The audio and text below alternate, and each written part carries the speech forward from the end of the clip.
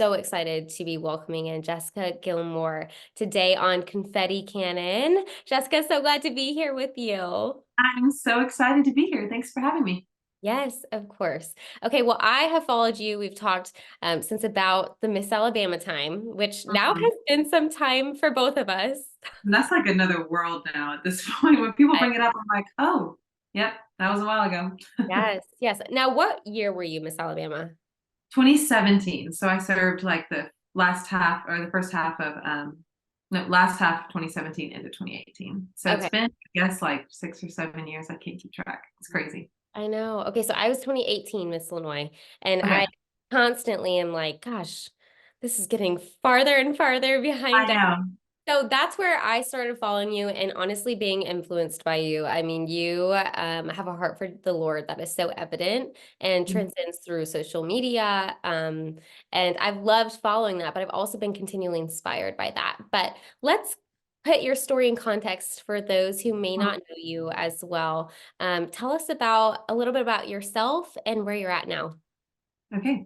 Yeah. Well, like you said, my name is Jessica Gilmore. I was formerly Jessica Proctor. I got married in 2019 to my very best friend, Gray, and we live in Birmingham, Alabama. So we are down south.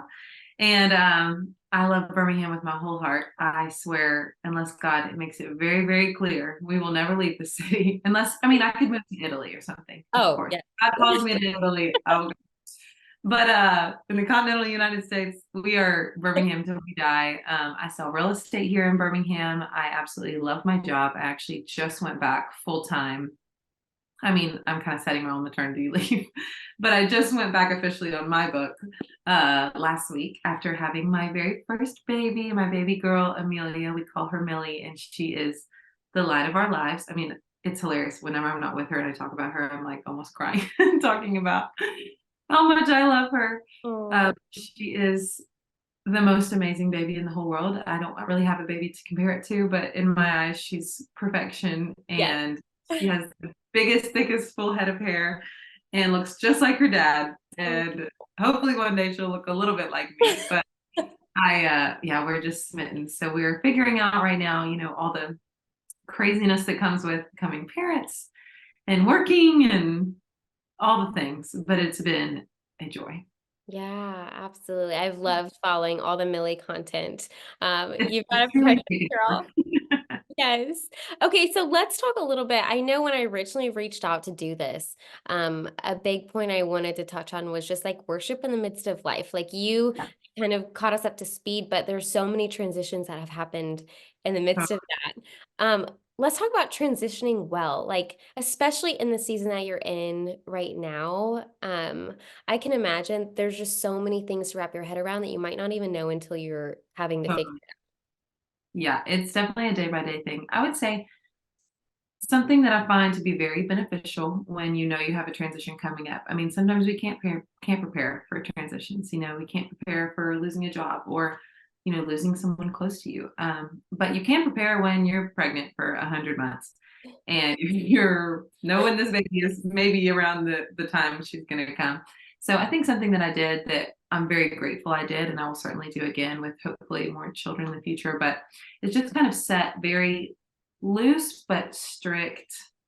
I say loose in the terms of they're kind of flexible, but 100% I'm going to stick to them kind of guidelines for family responsibilities, work responsibilities, even just like housework responsibilities. I knew that my number one goal after I had my baby girl was to spend every second with her that I could while she was a teeny tiny baby. I didn't want to, and I had the luxury of being able to do this. I recognize this is a privilege, but I didn't want to worry about laundry. I didn't want to worry about, who's going to clean the baseboards and that kind of stuff. And thankfully, I knew the season that my parents were in and everything, we would be able to have that kind of support.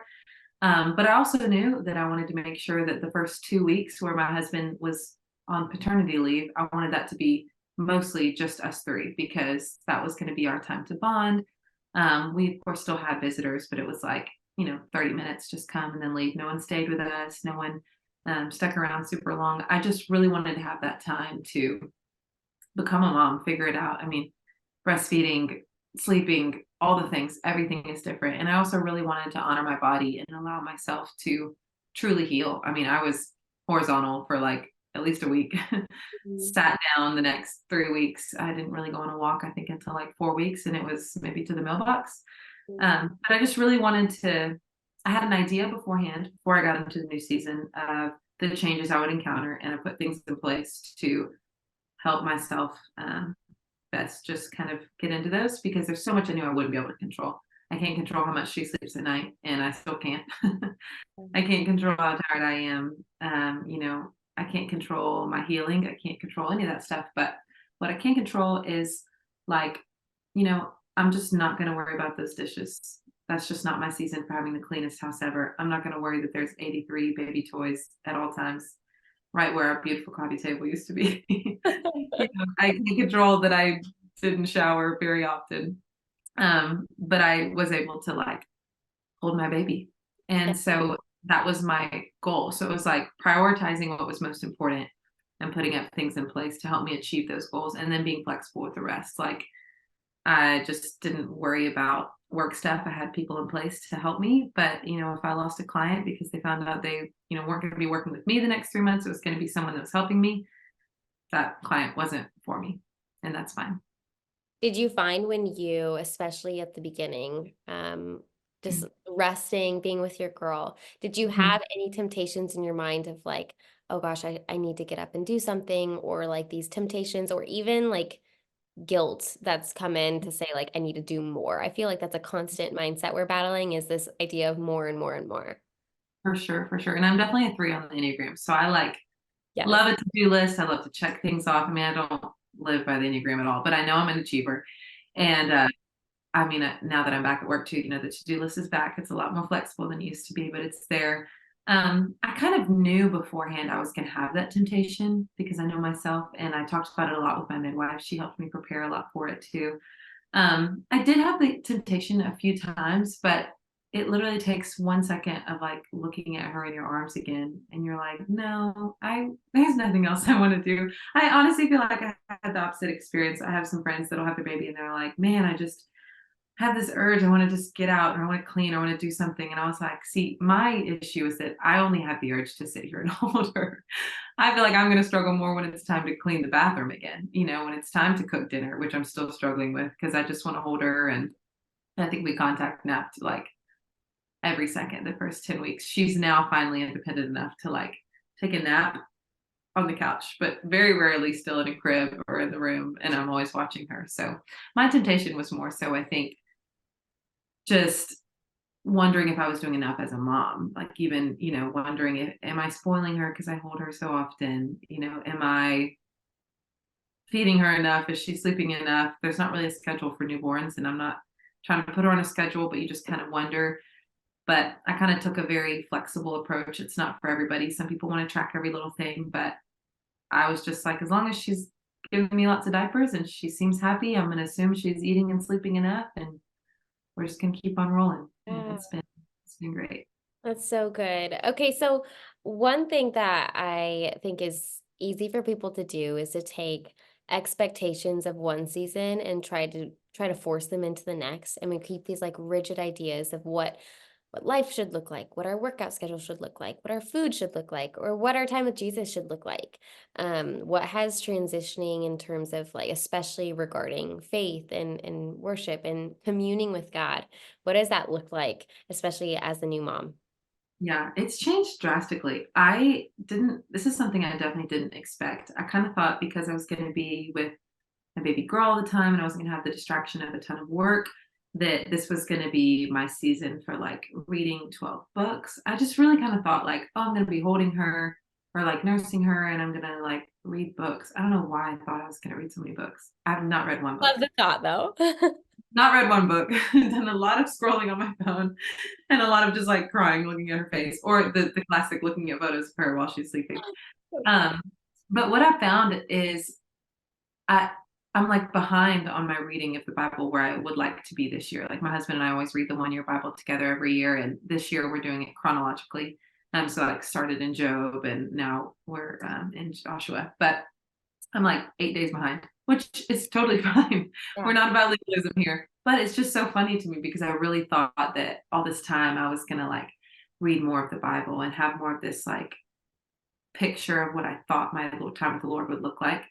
And I thought that because those things weren't happening, I would expect to feel like very dry spiritually or off. But what's so cool is that God is so sweet to meet us in our specific season. And I actually feel closer to him than ever before because my prayer life has just grown so much because you don't have hands, your hands are tied and you're holding your baby girl and all you can think constantly. I mean, I've even felt like this when I was pregnant, just holding my belly, which I miss my belly sometimes. Is you're just sitting there and you just can't help but constantly thank him. So you're just so full of gratitude. And it's not like you're just saying, oh, thank you, world, for my baby. I mean, it's a constant conversation with God. So it really has it's pivoted to look a lot more like continual communion with him as opposed to like this set apart time to go seek him. I still have that in the mornings, of course. I still go to him first, but because my pace of life is just so much slower and so much more, I don't know, it feels like an innocent season because I'm just with her so much and I'm trying to protect her space too and just allow her to, feel the Holy Spirit at a young age. So we sing a lot. I sing worship songs with her every morning and she literally talks more when you're singing worship songs to her than even if you're talking to her, which I just think is such proof that, she has she's felt the Holy Spirit's presence already at a young age, which we've continued to pray for. So to answer your question, I don't know if I really answered it specifically, but it has changed in that it's not a sit down, open up my hardcover Bible every morning and spend 30 minutes there, get on my knees, do all these things. It's a lot more fluid. And I had to kind of get used to that at first, but it's so rich, like even just taking her on walks and talking to the Lord and just being so grateful. Also, just the new responsibility of like, I'm responsible for, teaching her my faith. Do I feel confident in doing that? No, that's so scary. She's going to see the worst of us. She's going to see us raise our voice. She's going to see us, argue with each other. She's going to see us all of the, facades aside. But I trust that, God in me is who she'll see. And I continue to seek him wholeheartedly. And I believe that she will one day do that as well. This is a perfect example of like relationship with God, like that we would spend enough time with him that we would recognize his voice, just by being with him and communing with him and welcoming him in the same Yeah. space that we're in. And I think it would be odd if, my relationship with God looked the same right now as it did before. It would be strange because, my relationship with my husband is different. Like our date nights are different. Everything is different because life is different and that's okay. And it is a relationship. So there should be change in different seasons. And if anything, like the season now of wanting to become pregnant, being pregnant, and now having our baby has been such a season of exercising my faith. It's almost like we lay the groundworks when we spend that time with God. It's the discipline of knowing his word and hearing his voice and learning to hear him and praying and believing him and knowing that if we ask for anything in his name, he's faithful and just to hear us and to answer. But then, next thing you know, you're pregnant and every day you're just exercising your faith of that, like, no, I trust you that this baby will be healthy, that I'll get to meet this baby, that I will be healthy, that, there won't be anything wrong with her, that I won't lose her. I mean, those intrusive thoughts can come in even for someone as optimistic as I am, if you are not actively choosing faith thoughts and just trusting that God is who he says he is and that just declaring scripture over her. And then the baby comes out and you're not free from that. Now it's like, oh my gosh, now I have to exercise the faith that you're going to sustain her and that she's going to grow and be healthy and that breastfeeding is going to go okay. And all the things you start to, have the temptation to worry about once they're finally here. And it's been sweet. It's been such a picture of just total surrender constantly. I mean, even giving birth, all of that. I think birth is such a rite of passage to motherhood because I feel like going through that, I learned that if I can do this with God's help and with my husband's help, I can do anything. And Mhm. that's what it taught me, which has been, I mean, I've never felt closer to the Lord than I did when I was meeting her, which was such a surreal experience. I highly recommend Um, if anyone is able to attempt to give birth naturally, just so you can be more present for all those emotions and the feelings and the hormones. And yeah, it was supernatural for sure. I think living a life where I really have been blessed that like I have a wonderful family. I've not gone through anything that I think the world would say is like incredibly traumatic or so devastatingly hard. Of course, I have had plenty of hard moments in my life, and I recognize that we all have. It's almost like I was really at the end of myself giving birth. It is not for the faint of heart, for sure. Everyone can do it because as women, we were created to do this. We can do this. But there are moments when it feels like you cannot because it is just so different and the sensations are so intense and it's just unlike anything you've ever experienced. But when I'm sitting there in those moments in those contractions and the feelings just kind of feel like they're overtaking you, I just continue to remind myself that, like, yes, I'm experiencing an unpleasant sensation in my body that feels like pain. It is painful. Some people have pain-free births. I did not. It was painful, but it had so much purpose in it. Like I knew that every contraction was not something bad happening to my body. Like the pain did not equal something bad.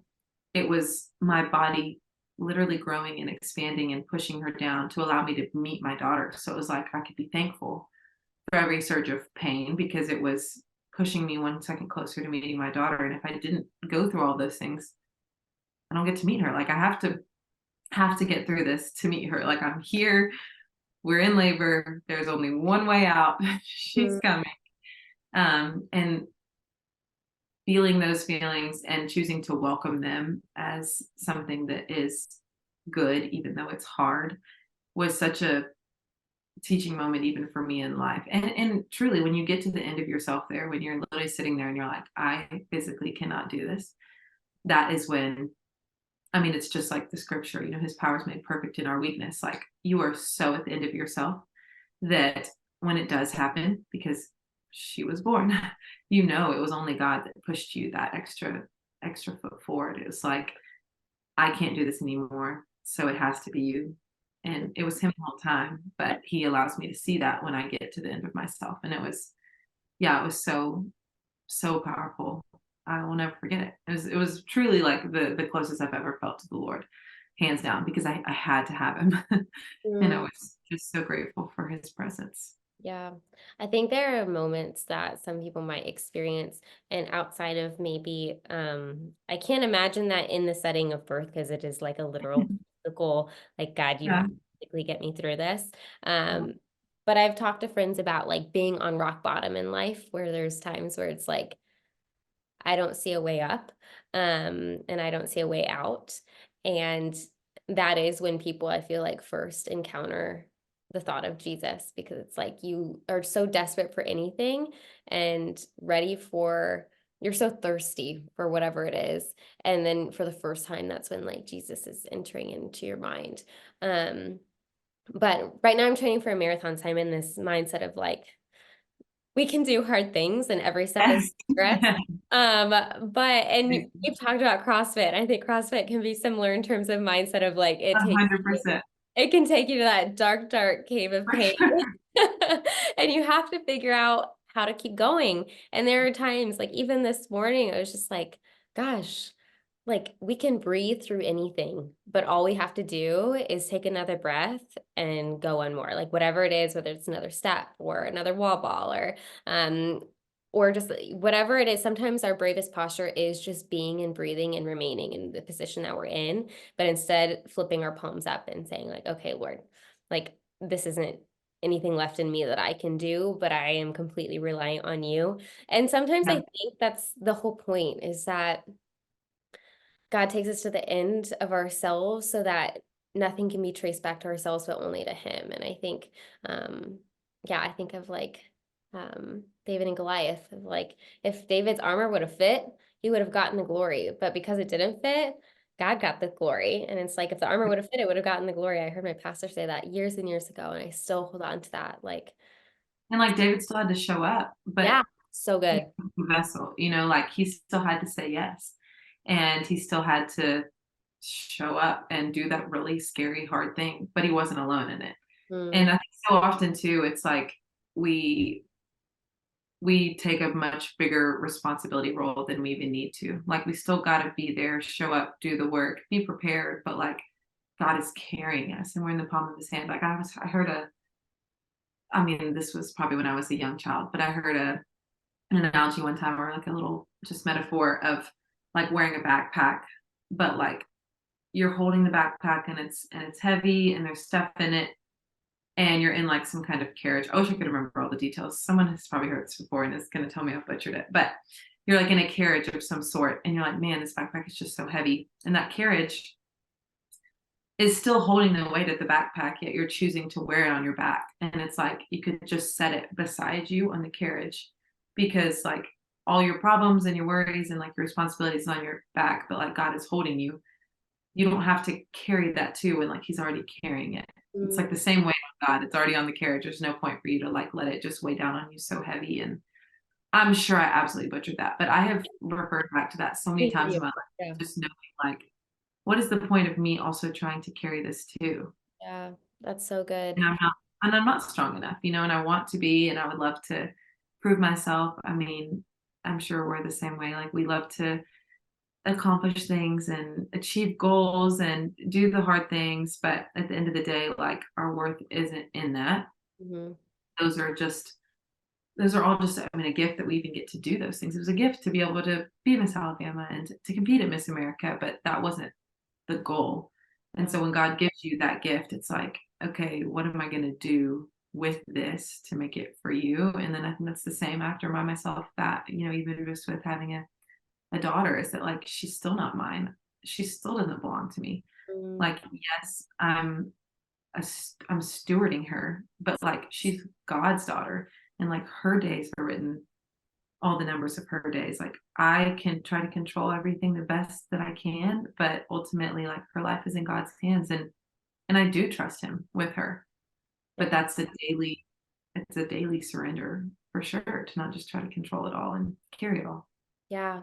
That's so good. I love the word of like stewardship because our stewardship changes as like our purpose in life and as we transition, and having a child is a whole new, I'm sure, a whole new world of stewardship. But like even the bodies that we're entrusted with, like we're not our own, and like this body has been entrusted for us to care for it well. And Yeah. how can we do that even when the seasons look different and working out looks different and everything looks different?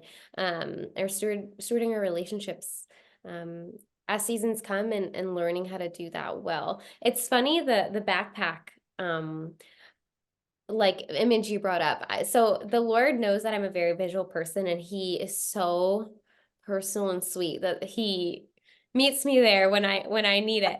But I had a dream years and years ago that I was on this like trail, like a dirt path, and it was super narrow, and it was kind of like a cliff on one side. And I was trying to pull this huge wagon of stuff with me on the narrow path, and I kept like losing a wheel off the side, and stuff would fall off. And then I'd put more stuff on and try to carry it through this narrow path. And it was just a reminder, and I honestly am still deciphering, like, I don't really know what that was, but whatever, Lord, I really do feel like that was you. But as I've really reflected and prayed over that, it's like the things that we try to carry with us, don't always fit on the path Yeah. that the Lord has marked out for Yeah. us. Um, and that might include people. Like there are seasons where, your wagon wasn't built for everybody, and it wasn't And built for not every the other wagon. and sometimes we try to carry too much into seasons that they were never intended to come into.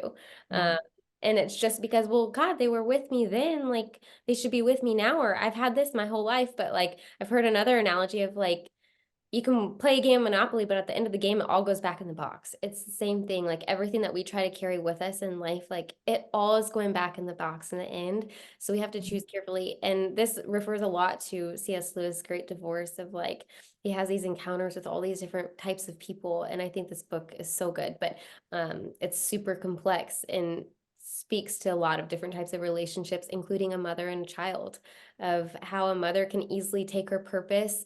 Um, and wrap it around the child and then lose sight of who she is and who God created her to be.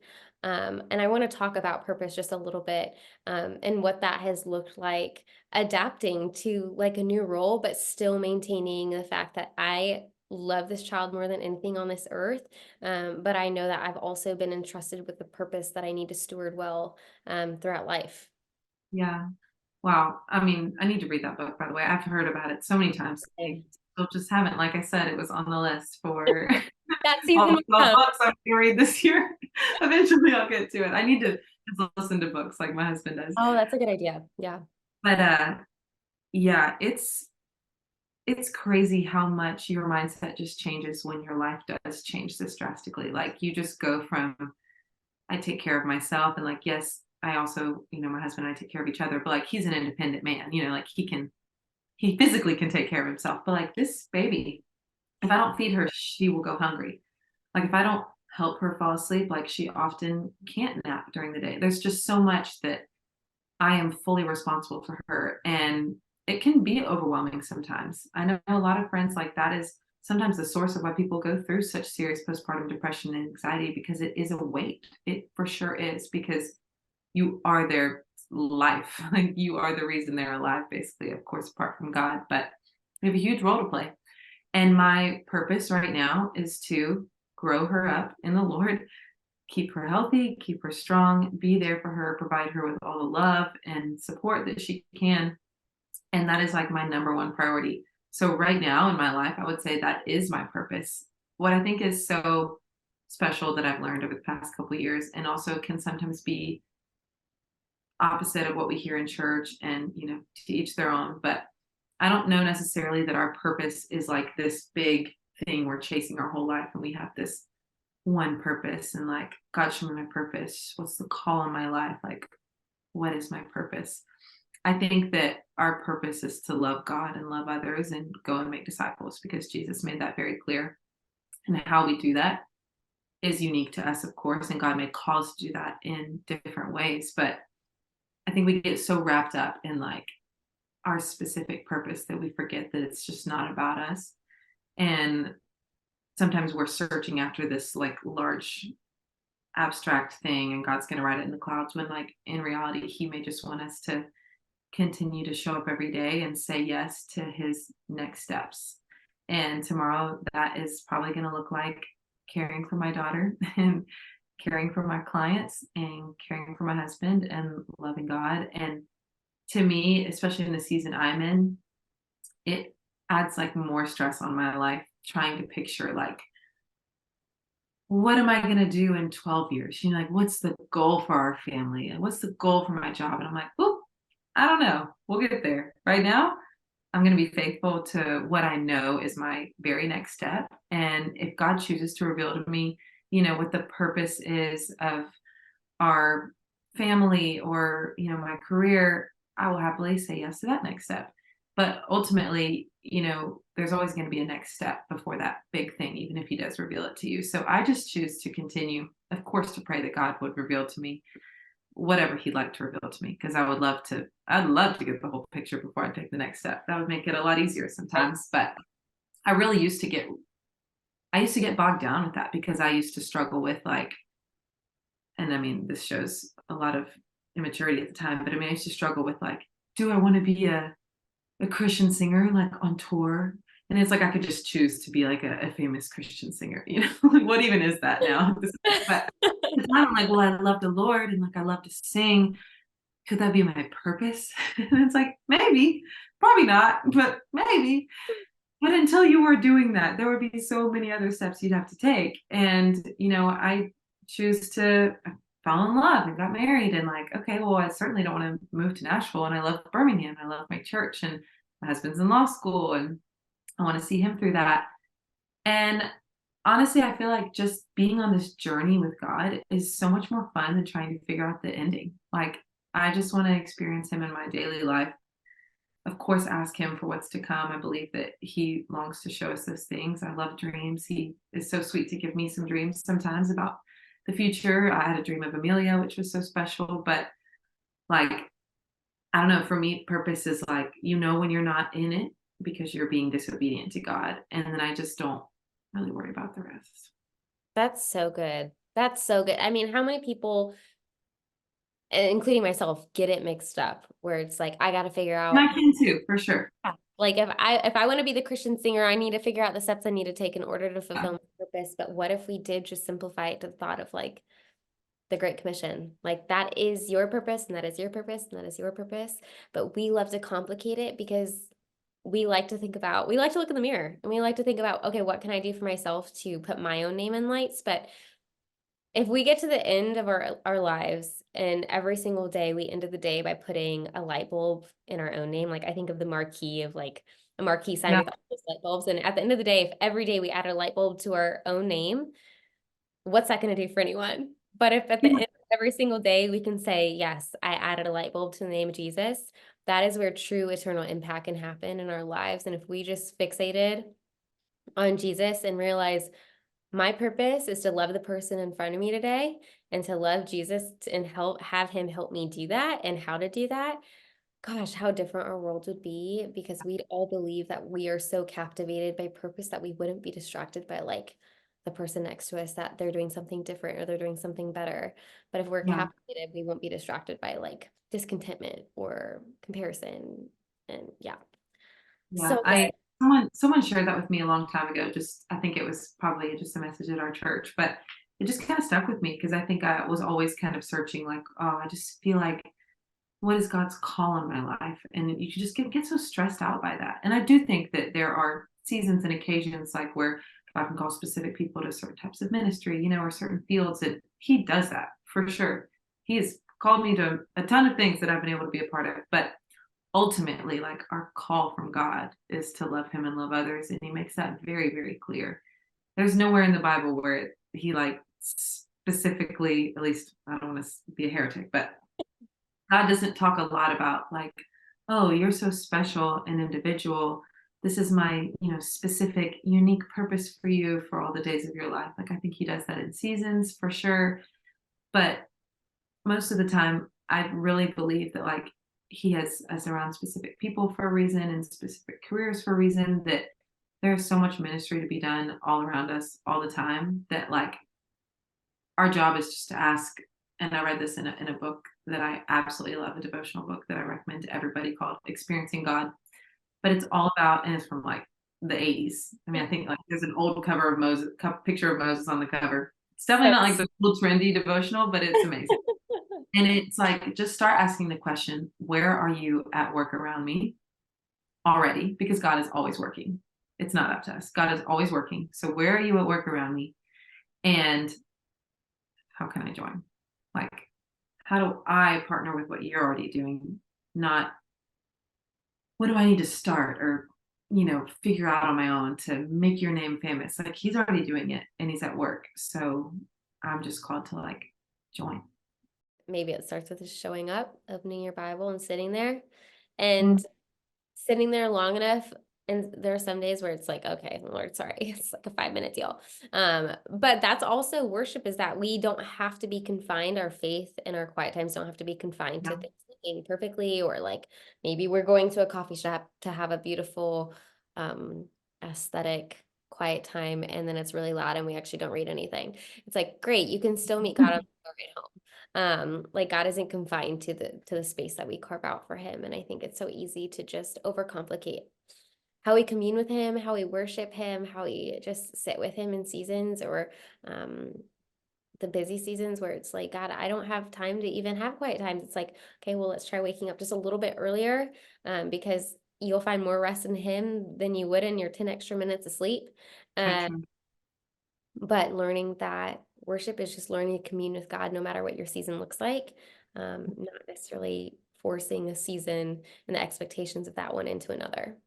Yeah. And I find so much too that like whenever I'm struggling or if I'm ever kind of the opposite of struggling, like everything seems to be going great, the thing that can shape the beginning of my worship is always gratitude. He always says, enter into his gates with thanksgiving, his courts with praise. And I think that that's so true for even just our time with him.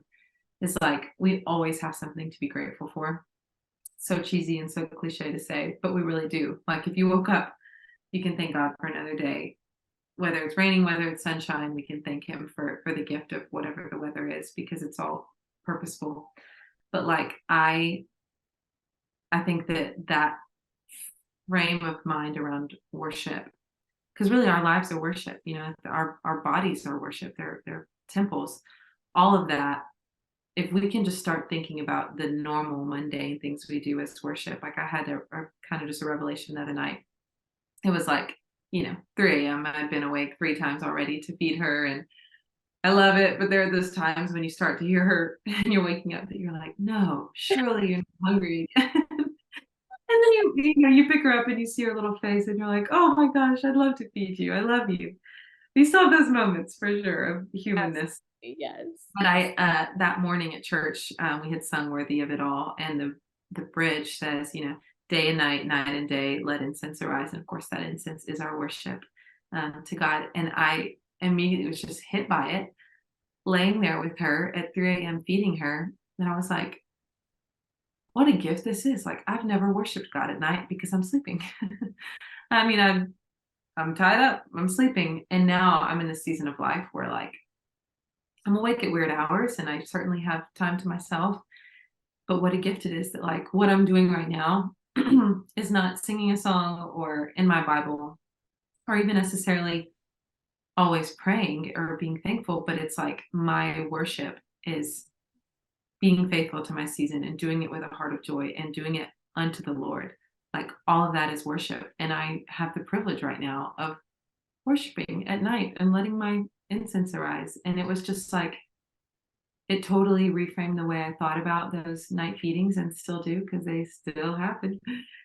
But it's just like this is another opportunity for me to worship more in my life now.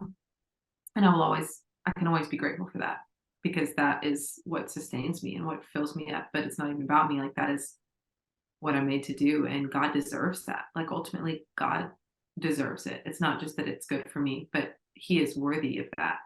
And so it was like, okay, great. Well, then I'm going to worship you right now because I'm awake day and night, Mm, night and day. I'm that's so lifting good. up. Friendship with God is like, I used to always, and I love the picture of God as our Father. I think it's probably the one most of us need to understand the most, Yeah. the love. But I think I've just come to know and appreciate the friendship of God so much over the past couple years.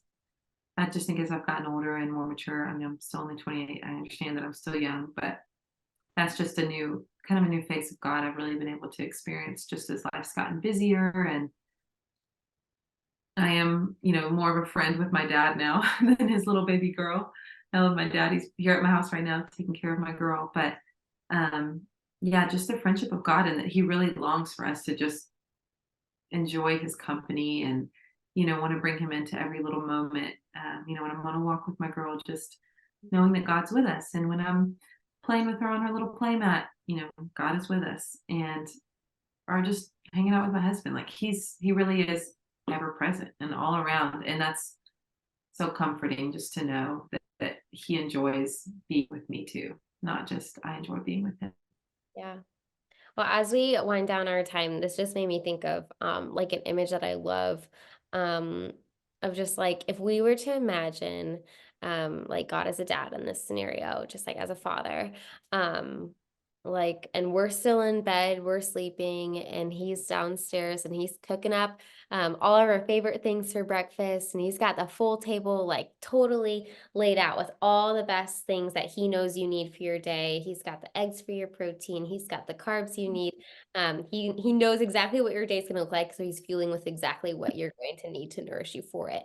And he's even got the chair pulled out, and he's just waiting and watching. And he hears you waking up, and it's like, oh yay, it's almost time to like have breakfast with Jessica. Yeah. I've got it all ready. It's all here. Chairs pulled out.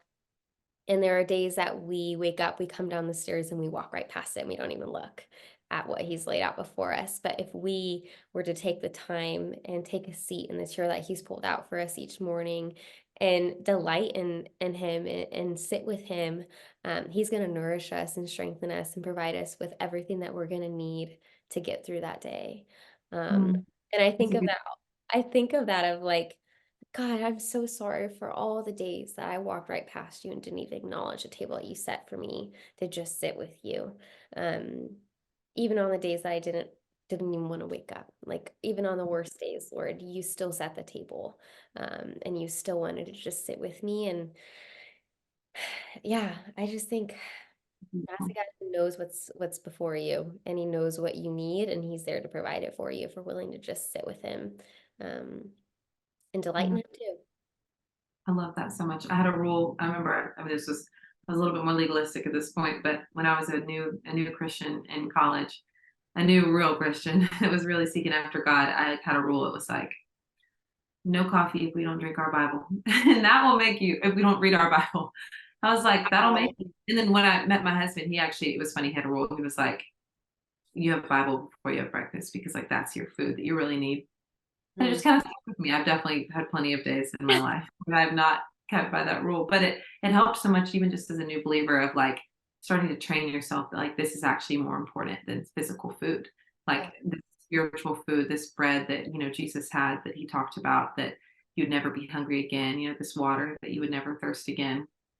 Starting to understand why that is the way it is. He's not just trying to say it as a cool analogy, but it really is true. Like without his words, protecting us and filling us up and giving us, joy and meaning and purpose. Like we won't make it in this life. And you see, I'm sure you have friends, that have walked away from the Lord, like maybe their lives aren't physically falling apart around you, but you can see the internal struggle or you can see the mental battles they're walking through.